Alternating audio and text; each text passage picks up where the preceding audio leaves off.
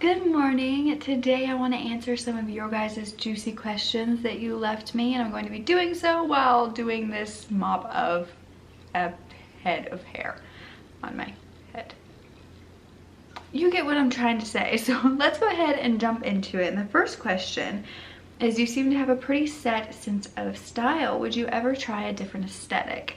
I think this is really interesting because I myself don't necessarily think I have a set sense of style. I could see how it comes across that way, more like vintage, I don't know, girly, I guess. And I guess I have kind of more leaned that way throughout my whole life, but it's not something that I necessarily have to stick to. My main thing is just, does it bring me confidence? Do I put it on and feel like I could walk into a room full of people and feel like a badass woman? You know, that's all I really am going for when I get dressed in the morning, and I think that should be what everybody's going for. Favorite movie franchise? I adore movies. My mom and I go to the movies every single week, if not more than once a week, and we are avid movie watchers. I want to almost say National Treasure, because that is just a movie from my childhood that I constantly go back to.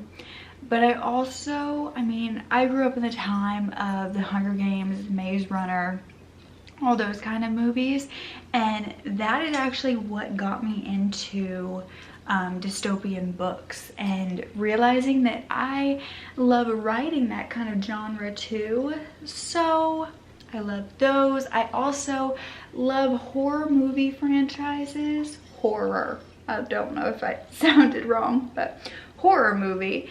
And I think that some of those, like the Halloween franchise, it's incredible. I could talk about movies forever, movies and books. They're just my favorite thing. It's just a means of escape. Anything that will really just suck me in and is also character driven. I like a good plot, but if it's not character driven, I'm not going to be invested. I'm just not. Oh, that's a good one. Are you religious, spiritual, or have things that you believe in? So I'm a very spiritual person. I am not religious. I never have been.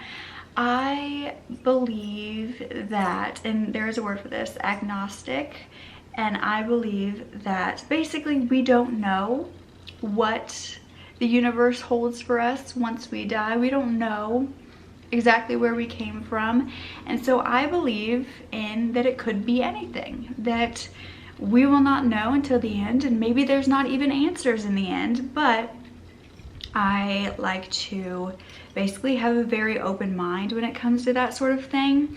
The only thing that I don't approve of or support is when someone has their own beliefs and is judgmental to the point of not supporting somebody else because their opinions are different. I do not support people who do not support all people.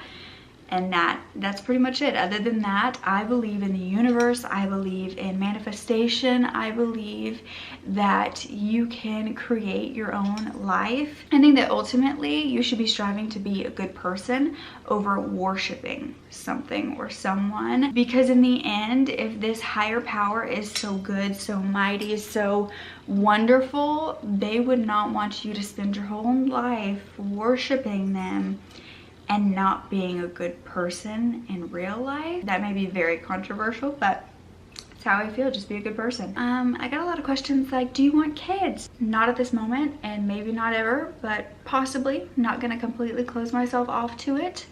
It would just take a lot for me too. Are you interested in being in a romantic relationship anytime soon?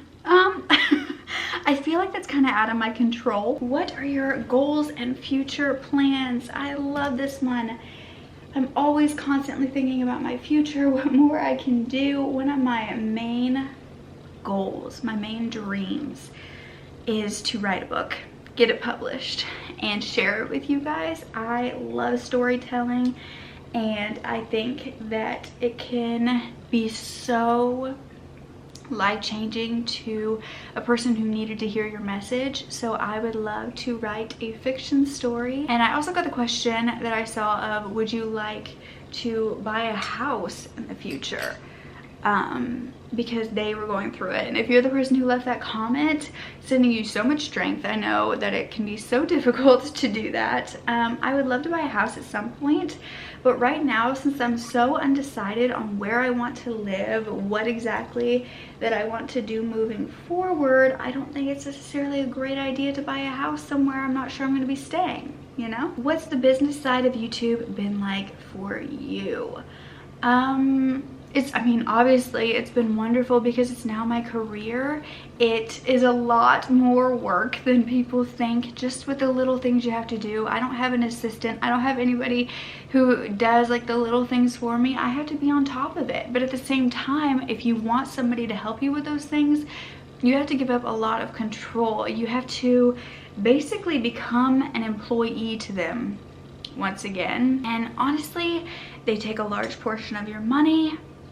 And I don't think it's worth it, at least at this point for me, to hire help, hire like managers and agency, because personally, I want to do it myself. I love this one. How are you a functioning adult? And then they wrote, as a compliment, life advice please, or anything else. So I would say the secret to adulthood and not completely going crazy is naps. Take as many naps as you can, middle of the day, right before bedtime, in the morning, whenever you can get one in. Naps are so essential because we do not function unless we've gotten our sleep. And it's so hard to get our sleep when we have so many responsibilities. And also to know that nobody has their life together at all, and that we're all just basically big toddlers floating around on this planet trying to just make it. That's all we're all trying to do. Nobody has the answers. If they have one answer to something and they're really good at that, they probably suffer in a lot of other areas. Ooh, could you ever see yourself dating a woman? So to me, love is not about gender. Love is about a soul connection, someone's heart, someone's mind. And I have strictly dated men and have only ever been attracted to men, but I would never say no, I would never date a woman, because that just isn't true. I don't look at genders when it comes to a romantic relationship, a friendship. It's truly about your connection to that person, and that's all that really matters. You can have a wonderful connection with somebody that you never would have given a chance to because you were looking at, you know, something that's not as important. Ooh, that's a good one. Would you ever open up about your mental health and causes? I suffer from CPTSD, anxiety, and depression, so I always find other people's experiences and stories interesting. I am so sorry to hear that you suffer from that. I do as well. And what was it? My experiences or my causes. So I have always had social anxiety since I was young. I think that it stemmed from bullying when I was in middle school. And I think that a lot of social anxiety can stem from bullying, which is unfortunate. As far as depression and PTSD and other mental illnesses that I suffer from, to be truthful with you, I have gotten a lot of questions about that are kind of like that are like, can you explain your trauma? You're always talking about your trauma, but you won't tell us what it is. To be honest, it's not safe for me to speak on it yet. And it's also something that I find really hard to share because of being told by so many different professionals and people in my life that it wasn't that bad, that it couldn't have happened, that they basically didn't believe me. So it's very hard to tell a group of people on the internet about it and not worry about their opinions. And I have opened up more about the different side effects of that trauma and talking about it in a way that I personally feel comfortable with, not to exploit my trauma, not to make you guys question it, but really because I have seen how much it can help to have people see that other people experience it. To have that community of like, you went through that too, now I'm not the only person who has. And it means so much to me to see that people have, not that people have been through it, but people understand. Yeah, that's all I'm comfortable with sharing right now, unfortunately, but I would love to in the future, and if I can, in my own time. Yeah, I hope you understand that. What do you like to do in your free time? I love to read and to write my free time. A guy asked me that on a date one time, and I actually love that he asked that, because it instantly showed me he was not right for me, because I was like, oh, I love to read and write. And he was like, no, like, what do you like to do? Like, what is something fun you like to do? And I was like, read and write. And he was like so, I don't know, like embarrassed for me that that's all I had to do. And I was like, those are two of the best things in the world. I would rather do that than go bar hopping. Now this person asked me, how do I keep a positive mindset? I don't. Truthfully, I really don't. That is something that I have struggled with for years now. And I often will like think to myself, why can't you just be happy? Why can't you just enjoy the moment and not have these sad thoughts in your mind? But sometimes you have to force being positive. Sometimes it does not come naturally, and that's okay. You know, as long as you are working towards, you know, doing things that make you happy, that's all that matters. And you're not expected to be this positive, bubbly person all the time. I used to be, but not anymore. Ooh, if I had to leave my home immediately and permanently, excluding people and pets, what 3 things would you take with you? I have this flash drive of all of the books that I've ever written. I think that's really, really important to me, even though I'll probably never publish those. I think that it's just something that I would love to have. I would take photos that I have, photo albums. What else would I take? Any like memorabilia from family members who have passed.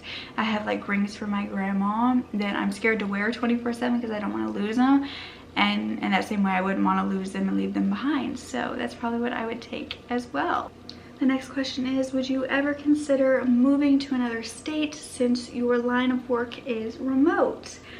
I have thought about this a lot, and in my last video I kind of touched on this, feeling like I don't really belong here in Kansas, but I really don't know where I would move, because I don't know if I would be able to handle a big city due to my anxiety, but I also don't want to live, because I already kind of live in the middle of nowhere. But even if I were to live, say like in the middle of the woods, somewhere super remote, that would be more for me. But also at this age, do I want to just be completely closed off from the world and remote and never leave the house?